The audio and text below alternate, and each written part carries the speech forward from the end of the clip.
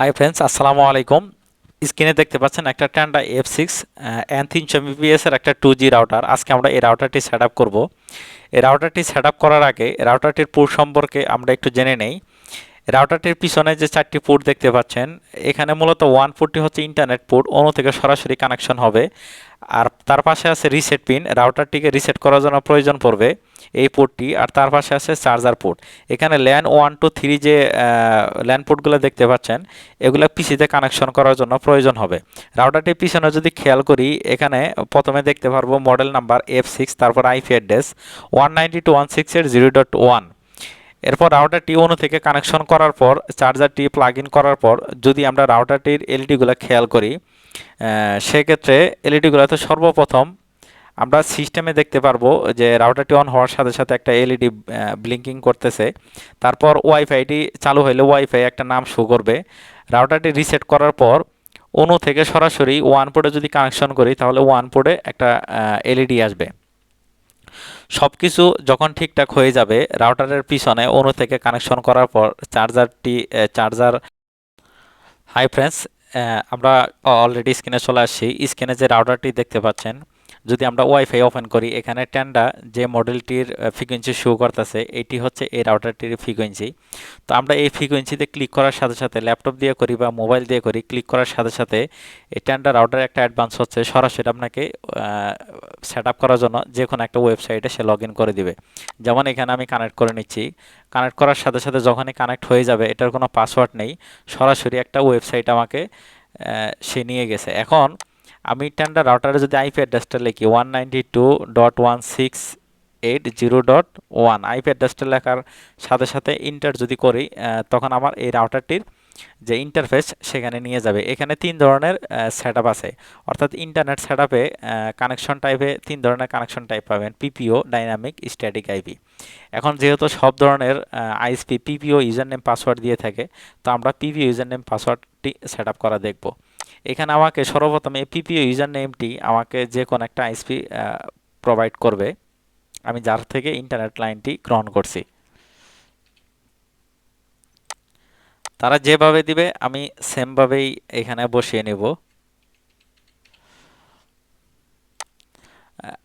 ISP থেকে যেভাবে আমাকে পিপি ইউজার নেম পাসওয়ার্ড প্রোভাইড করছে, সেমভাবে আমি এখানে বসিয়ে নিয়েছি। এরপর যে টেন্ডা ওয়াইফাই নেম, অর্থাৎ এই নামটা হচ্ছে, আমরা ফ্রিকোয়েন্সিতে যে নামটা দেখি সেই নামটি হচ্ছে এই নামটি।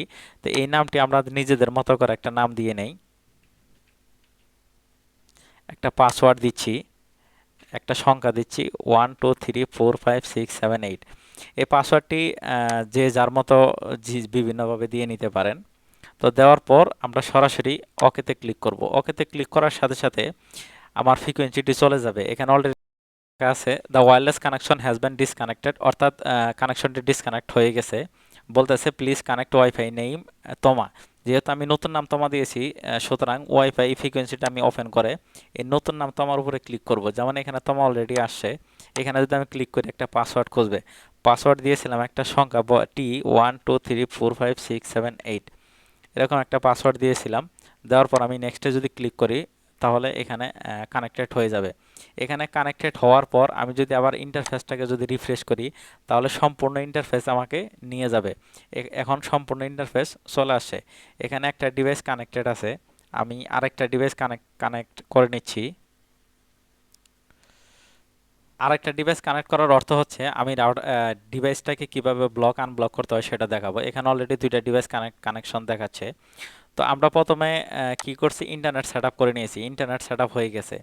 দ্বিতীয়ত ওয়্যারলেস সেট আপে যদি চলে আসে, আমরা ওয়্যারলেস সিটিং নামে যে অপশনটি আছে, এখানে দেখতে পাচ্ছেন যে প্রথমে যে আমরা শুরুতেই সেট আপ করছিলাম তমা এবং পাসওয়ার্ড, এটা এই রাউটারের অ্যাডভান্সও বলতে পারেন বা প্রবলেমও বলতে পারেন।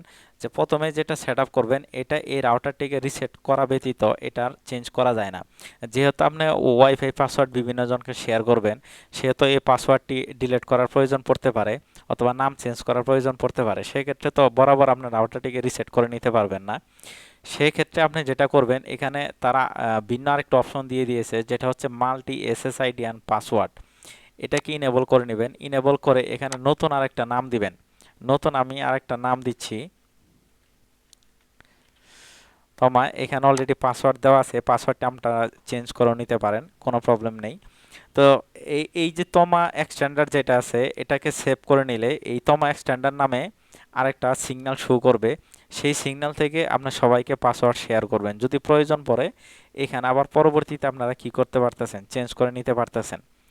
তো দেওয়ার পর আমরা সরাসরি ওকেতে ক্লিক করব। ওকেতে ক্লিক করলে পরে সাথে সাথে এখানে এই তমা এক্সটেন্ডার নামে আরেকটা সিগন্যাল এখানে চলে আসবে। হ্যাঁ, এবং সাথে সাথে ওয়াইফাই সিগন্যালটা ডিসকানেক্ট হয়ে যেতে পারে। তো যদি ডিসকানেক্ট হয়ে যায় সেক্ষেত্রে আপনারা কি করবেন, এই যে যে তমা আছে এটার উপর আবার নতুন করে কানেক্ট করে নেবেন। তো আমি আবার রিফ্রেশ করে নিচ্ছি। রিফ্রেশ করে এরপর চলে আসবো আমরা অ্যাডমিনিস্টরে। মূলত এই রাউটারটার সেট আপ কমপ্লিট হয়ে গেছে। এখন যদি আমরা অ্যাডমিনিস্টরে চলে আসি, এখানে অ্যাডমিনিস্টরে তো যা যা করা যাবে এখানে একটা নিউ পাসওয়ার্ড এবং কনফার্ম পাসওয়ার্ড, আমরা নতুন একটা পাসওয়ার্ড সেট আপ করে নিতে পারবো। অর্থাৎ যে পাসওয়ার্ড দিয়ে পুনরায় রাউটারে লগ ইন করতে গেলে আমি এই পাসওয়ার্ড দিয়ে লগ ইন করতে হবে। নিচে একটা রিমোট ম্যানেজমেন্ট আছে, এটাকে আমরা ইনেবল করে দিতে পারি এবং অটো মেইনটেনেন্সটাকে আমরা কি করে তুলে নিতে পারি। তুলে নিয়ে ওকেতে ক্লিক করলে পরে হয়ে যাবে। এই রাউটারটির সামান্য কিছু ফিউচার আছে বা অ্যাডভান্স লেভেল কাজ আছে। তো আমি নেক্সট আরেকটা ভিডিও তৈরি করব, এই সেই ভিডিওটি এই রাউটারটির ডিসক্রিপশনে দিয়ে দেবো, আপনারা চাইলে সেই ভিডিওটি দেখে নিতে পারেন এই রাউটারটির অ্যাডভান্স কি কি এই রাউটারটিতে দেওয়া আছে। তো ধন্যবাদ, ভালো থাকবেন, সুস্থ থাকবেন, আল্লাহ হাফেজ।